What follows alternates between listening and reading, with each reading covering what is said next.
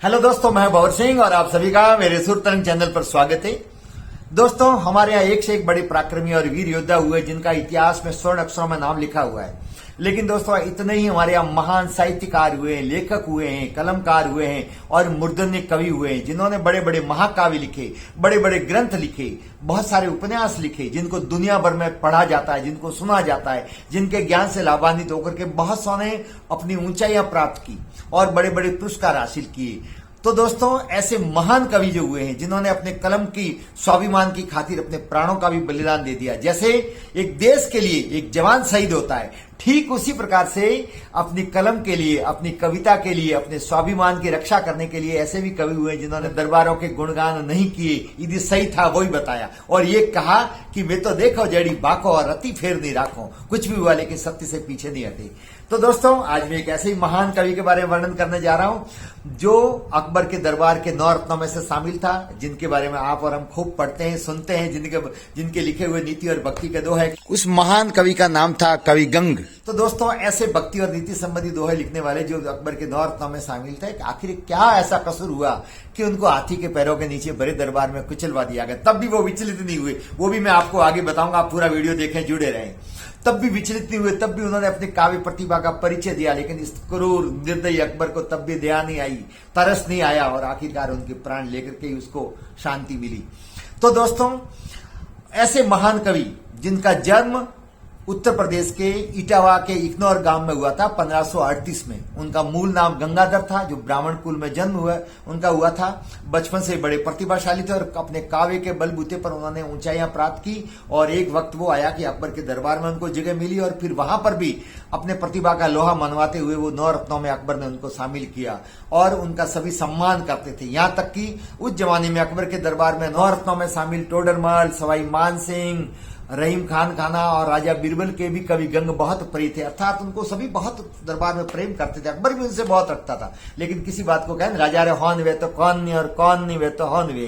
तुलसीदास ने बहुत अच्छा कहा है कि नृप होई जो कर्ण काचा विकल होई सब सकल समाजा। यदि नृप राजा कानों का कच्चा होता है तो उससे पूरा समाज दुखी होता है और सभी लोगों को कष्ट झेलना पड़ता है। ठीक उनके साथ में भी ऐसा ही हुआ।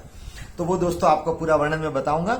लेकिन ऐसे दरबार के महान कवि को रहीम खान ने एक बार 36 लाख रुपए का इनाम भी दिया था और वो इसलिए दिया कि उन्होंने एक काव्य में रहीम खान खाना बहुत सूरवीर पराक्रमी योद्धा भी थे।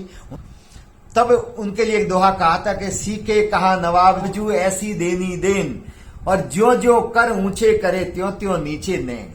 ये बात कही उन्होंने रहीम जी के लिए कि इनसे कोई सीखे, दान करना तो कोई उस नवाब से सीखे। जो जो इनके हाथ देने के लिए ऊंचे बढ़ते हैं त्यों उनके नैन भी नीचे होते हैं। तो उसी विनम्रता के साथ में रहीम खान ने भी जवाब दिया, चूंकि वो भी बहुत अच्छे कवि थे। तो उन्होंने कहा कि देनदार कोई और है, देते है दिन रैन। देनदार ऊपर वाला, देनदार कोई और है, देत है दिन रैन। लोग भ्रम हम पर करे, ताते नीचे नैन। अर्थात देने वाला तो कोई और है, अर्थात ऊपर वाला है ना, जो दिन रात दिए जा रहा है। फिर भी लोग भ्रम हम पे कहते हैं कि हम किसी को कुछ देते हैं, मेरी क्या ऐसी थे मैं किसी को दूं। उस लज्जा के कारण से हमेशा मेरी आंखें नीची होती। कितनी विनम्रता से उन्होंने जवाब दिया है। उनके ही कहे हुए बहुत सारे कवि थे। तारों के तेज से चंद्र छिपे नहीं, सूर्य छिपे नहीं, बादल छायो, चंचल नारी के नैन छिपे नहीं, प्रीत छिपे नहीं, पूठ दिखायो, रण चढ़्यो, रजपूत छिपे नहीं, दाता छिपे नहीं, घर मांगण आयो। कवि गंग कहे सुन शाह अकबर, कर्म छिपे नहीं, बबूत लगायो।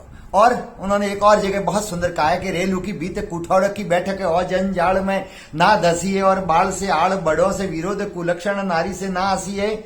ओछो की प्रीत गुलाम की संगत ओ घट घाट में ना धसिए। कवि गंग कहे सुन शाह अकबर, कुड़ से दूर सदा वसीए। कितनी सुंदर बातें कही है जो हमारे लिए जीवन में बहुत ही उपयोगी है, सार्थक है। ऐसे सुंदर काव्य रचना कहने वाले कवि गंग, जिनको हाथी के पैरों के नीचे कुचलवा दिया गया। जिस दोस्तों, एक दिन का वक्त था, दरबार लगा हुआ था, सभी राजे महाराजा वहां उपस्थित। अकबर ने कवि गंग से कहा, वो प्रतिदिन एक वाक्य दिया करते थे, उस वाक्य पर ही कविता बोलनी होती थी। तो उस दिन उसने दिया कि अकबर सो आस करके उस पर कविता बोलो। तो उस समय उन्होंने जो काव्य की अंतिम 4 पंक्तियां कही वो दोस्तों प्रस्तुत हैं। एक को छोड़ दूजे को बजे, रस नासु कटो इस लबर की। अब तो गुनिया दुनिया को बजे, बांधत पोट अटबर की। कवि गंग तो एक गोविंद भजे, कछु संक न मानत जबर की। जिनको हरि की प्रीति नहीं, सो करो मिली आस अकबर की। तो आस अकबर की करके जो लिखा गया था उसमें अंत में कहा कि करो आस अकबर की। अकबर ने सुना तो उसकी आंखें लाल हो गई, गुस्सा आया और उसने उसी समय कवि गंग को कहा कि अंतिम पंक्ति को बताओ, उसका क्या अर्थ है, क्या बताया तुमने, क्या कहा है। लेकिन वो स्वाभिमानी व्यक्ति थे, उन्होंने दोबारा उस लाइन को नहीं बोला और जो लाइन बोली वो अपने आप में अनोखी थी कि एक कह दिया कि एक हाथ में घोड़ा है, एक हाथ में खर, कहना सासो कह दिया और करना है सो कर। अकबर को कहा बड़े दरबार में, सभा में इतने लोग डरते थे, वहां पर ये खुलेआम कह देना कि एक हाथ में घोड़ा है, एक हाथ में खर, और कहना था सो कह दिया और करना है सो कर। इतना कहते अकबर लाल पीला हो गया। उसी समय हाथी पास में खड़ा रहता था, हुक्म दिया सिपाहियों को, सिपाही उसको गिरफ्तार करो। उसको गिरफ्तार कर लिया, गिरफ्तार करके और हाथी के पास में ले जाकर के खड़ा कर दिया। कहा कि मैंने तुझे अर्थ बताने के लिए कहा था, तू मुझे चुनौती दे रहा है, इस प्रकार से कह रहा है। अब पता लगता है तेरी काव्य रचना और तेरी विद्वता का ये हाथी खड़ा है, अब तुझे हाथी के पैरों के नीचे कुचलवाऊंगा, अब कुछ कहना है तो कह। दोस्तों उस समय भी उस महान कवि ने धीरज धारण करके रखा और जो दोहा कहा वो पढ़ते सुनते तो बड़ा गर्व महसूस होता है।